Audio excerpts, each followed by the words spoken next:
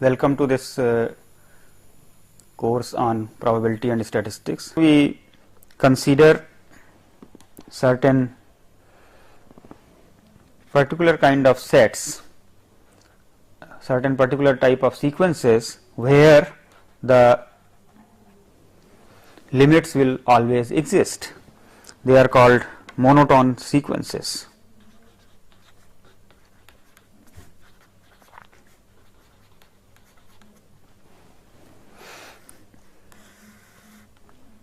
So, we say that a sequence En is said to be monotonic increasing if En is a subset of En plus 1 for n is equal to 1, 2 and so on. In a similar way, we define En to be monotonic decreasing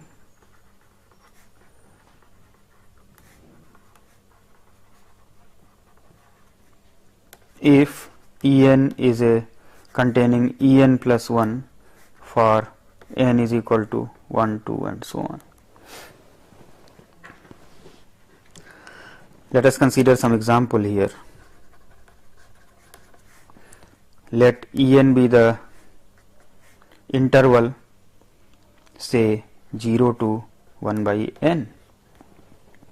Then En is monotonically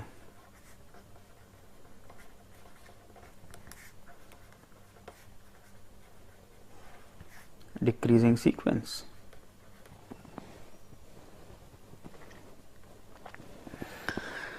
Further, we can consider the say sequence En is equal to interval say minus n to n.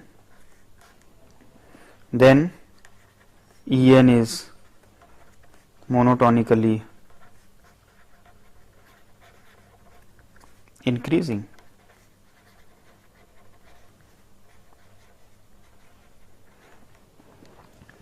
One important result which is true for the monotonic sequences is that the limit always exists. I will state it in the form of a theorem here.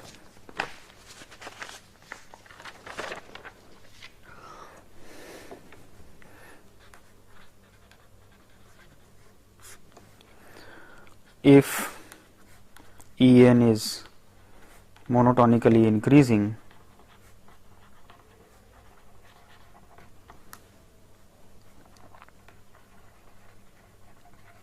then limit of En is equal to union of En, n is equal to 1 to infinity. In a similar way, if En is monotonically decreasing,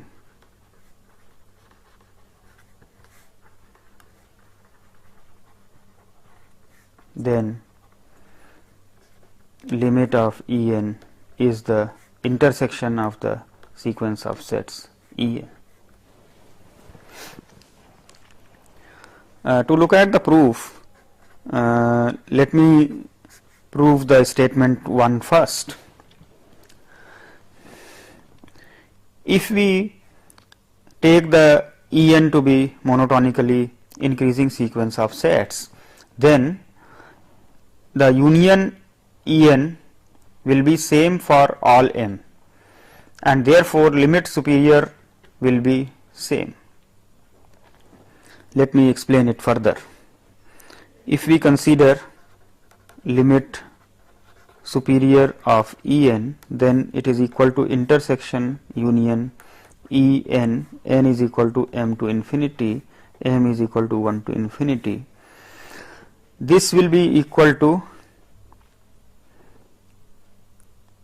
simply union n is equal to 1 to infinity, since union En n is equal to m to infinity will be the same for all m as En is subset of En plus 1 for all n. Further, if we look at limit inferior of the sequence, then this is union intersection En, n is equal to m to infinity. Now, in the intersection En, this is starting from Em plus 1 intersection Em plus 2, etc. Since the sequence is monotonically increasing, the first set in this sequence is the smallest set, and it is contained in all the sets which are coming after this. Therefore, the intersection will be equal to the first set itself, and therefore, it is equal to Em.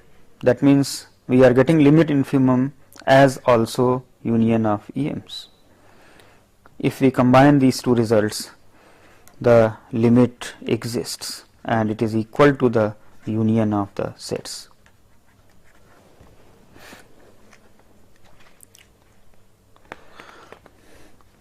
The proof of the second statement can be given by direct argument,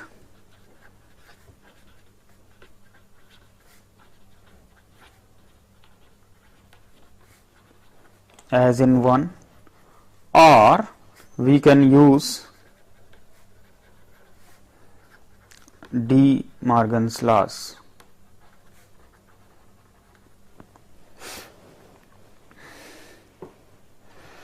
Let me state as exercises a few more results which are related to the limit of the sequence of the sets. For example, if I consider limit superior of a sequence of sets, and if I take complementation of that, then it is equal to limit inferior of the complements of the sets. In a similar way, if I consider limit inferior of the sequence of sets and I take its complement, then it will be equal to the limit superior of the complements of the sets. The proofs will be almost trivial if we make use of the lemma 1, which gave the representation of the limit superior and limit inferior, and make use of the De Morgan's laws. An extension of this exercise would be,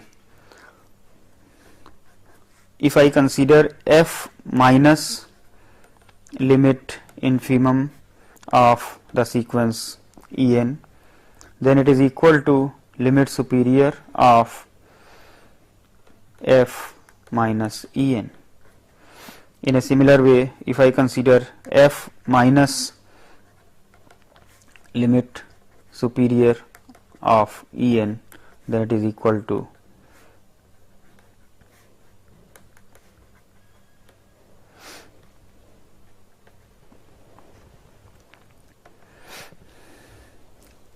prove, say, the first part of this, we can consider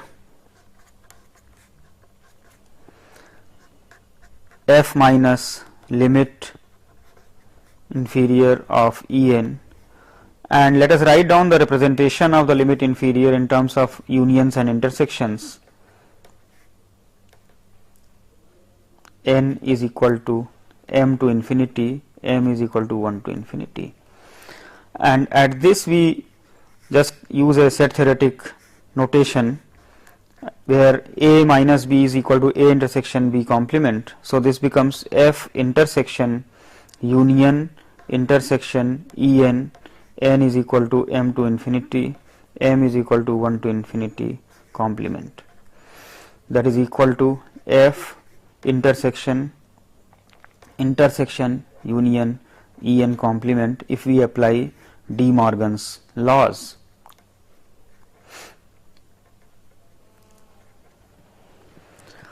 Now, at this stage we can apply the distributive properties of the unions and intersections, and this will give us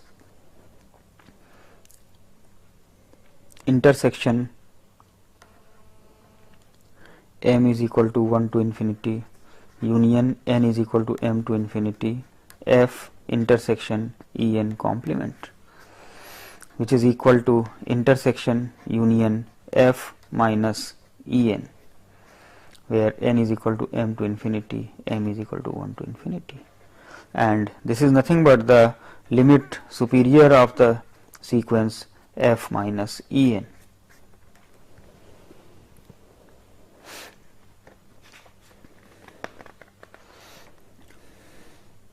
In a similar way, we can prove the statement 2 of this. There are certain relations which include the characteristic functions of the limit superior and limit inferior, and I will state it as a statement in the following exercise. Indicator function of the limit inferior of a sequence of sets is the limit infimum of the indicator functions of the sequence of the sets. In a similar way, if we consider indicator function of the limit superior, then it is equal to limit superior of the sequence of the sets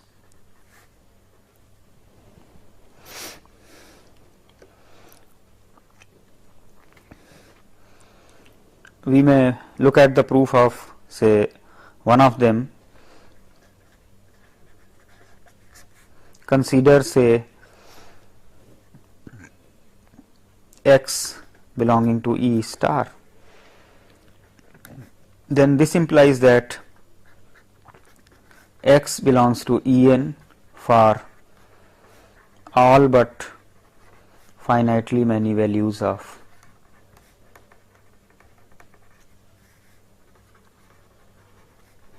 n. This implies that the indicator function of the set En is 1 for all but finitely many values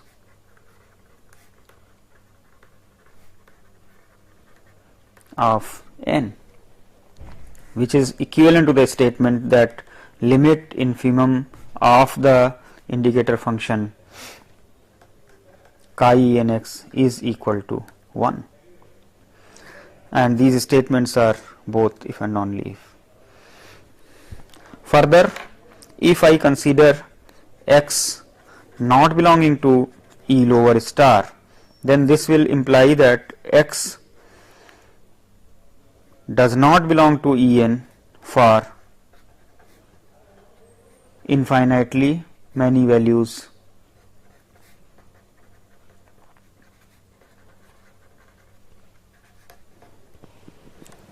and this implies that limit infimum of chi En x is 0. In a similar way, if we use the definition of the limit superior of a sequence of functions, then we will be able to prove the second statement.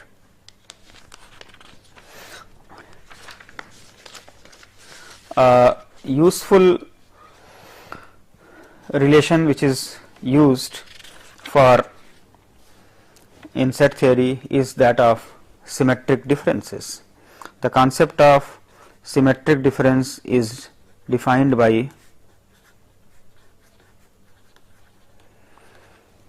A delta B is equal to A minus B union B minus A.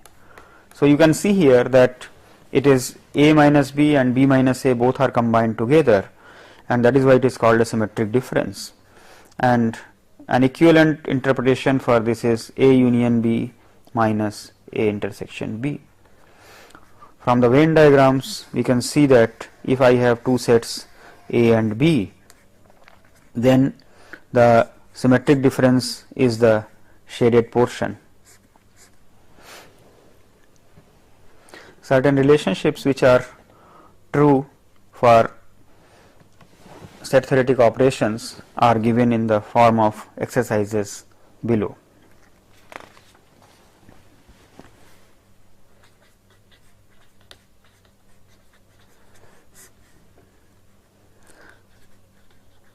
prove that E minus F is equal to E minus E intersection F. It is equal to E union F minus F. E intersection F minus G is equal to E intersection F minus E intersection G. E union F minus G is equal to E minus G union F minus G. E minus G intersection F minus G is equal to E intersection F minus G. E minus F minus G is equal to E minus F union E intersection G.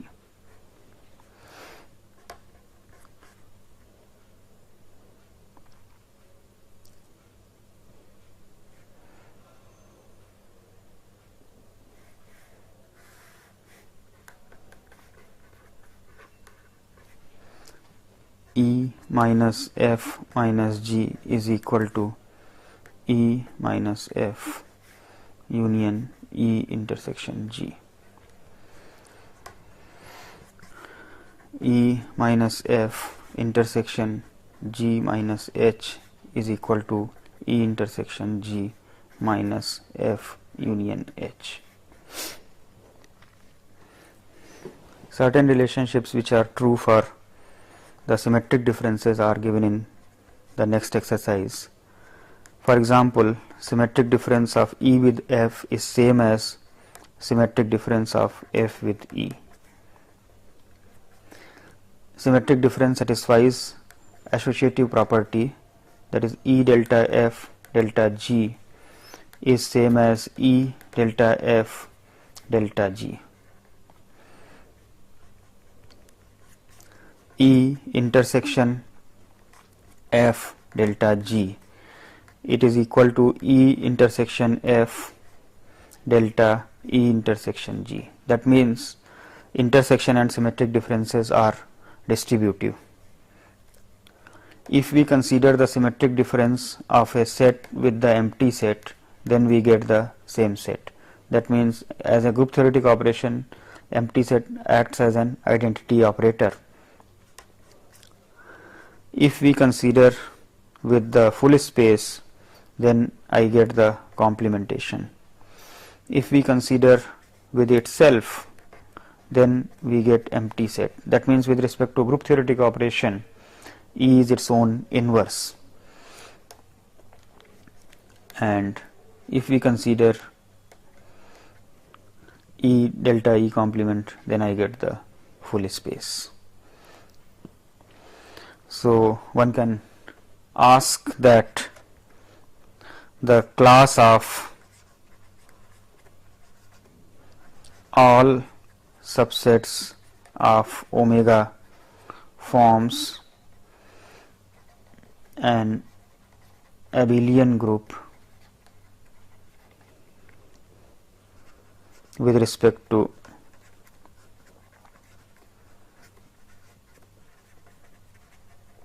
symmetric difference operation. Further, if we consider the indicator function of the symmetric difference, then it is equal to the absolute difference between the indicator functions of the two sets. An alternative way of telling it is that it is equal to chi E plus chi F, where the sum is taken modulo 2.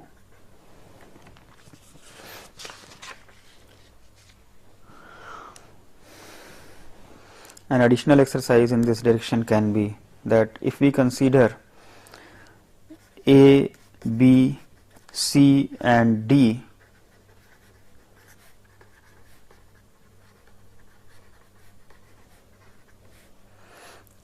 then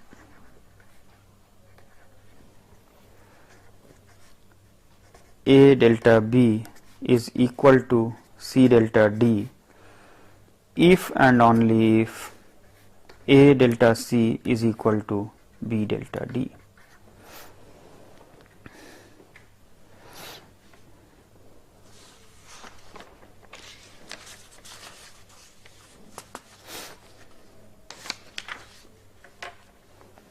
In order to prove this statement 5, we proceed as follows.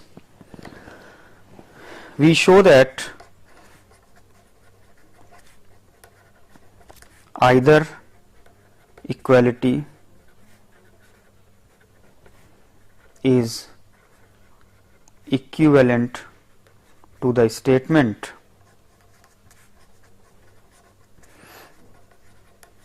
that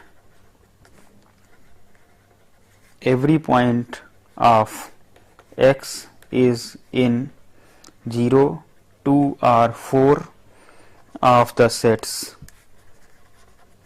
A, B, C, D. So let us consider x to be any point in the space omega. Then there are 5 possibilities. Let us consider these possibilities. One possibility is that x belongs to none of the sets.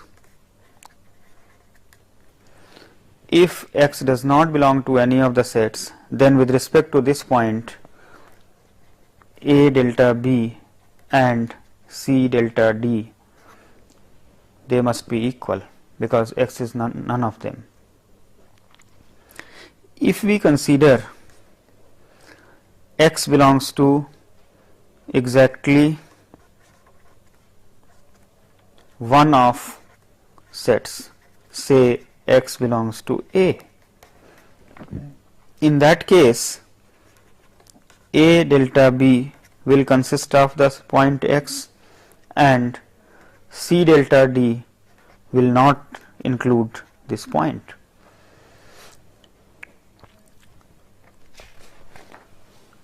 If we consider x belonging to any two sets, let us take x belongs to A and x belongs to B, then clearly x does not belong to A delta B because the points which are common to both are excluded from the symmetric difference, and x does not belong to C delta D. So A delta B will be equal to C delta D.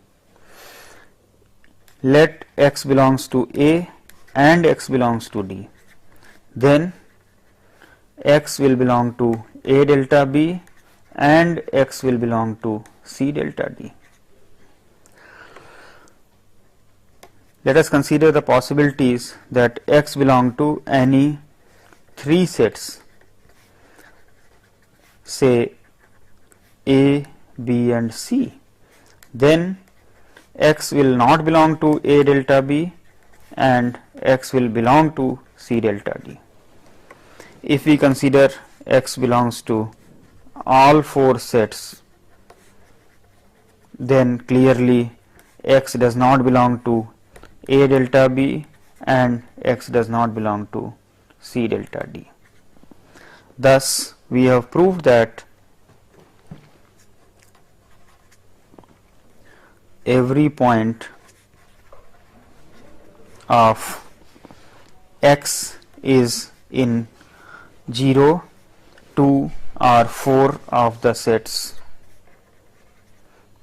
A, B, C, D implies statement 1. Similar statement holds for B. Hence, A and B must be equivalent.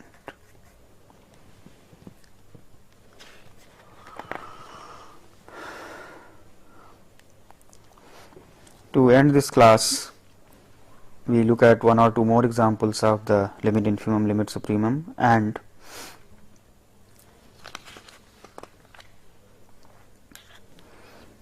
let En be equal to 0 to 1 minus 1 by n semi open interval if n is odd, and it is equal to 1 by n to 1 if n is even. Then if we look at limit inferior, it is the open interval 0 to 1.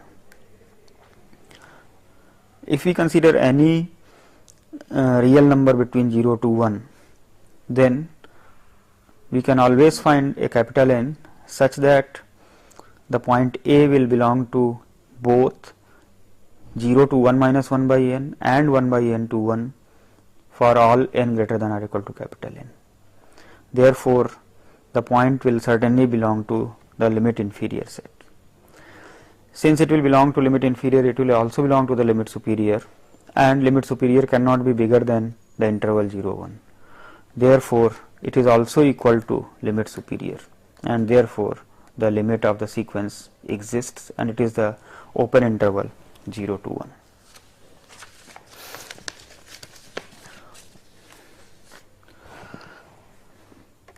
Let me complete today's lecture by giving the final exercise.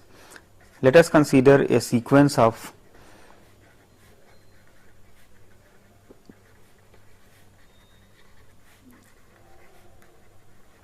defined by that d1 is equal to E1, d2 is equal to d1 delta E2. In general, dn is equal to dn minus 1 delta En for n is equal to 2, 3 and so on. Show that the limit of the sequence dn exists if and only if limit of the sequence En is equal to 5. In next class, we will introduce the concepts of certain algebraic structures such as rings, sigma rings, fields and sigma fields, which are eventually going to be used for the definition of a probability function. Thank you.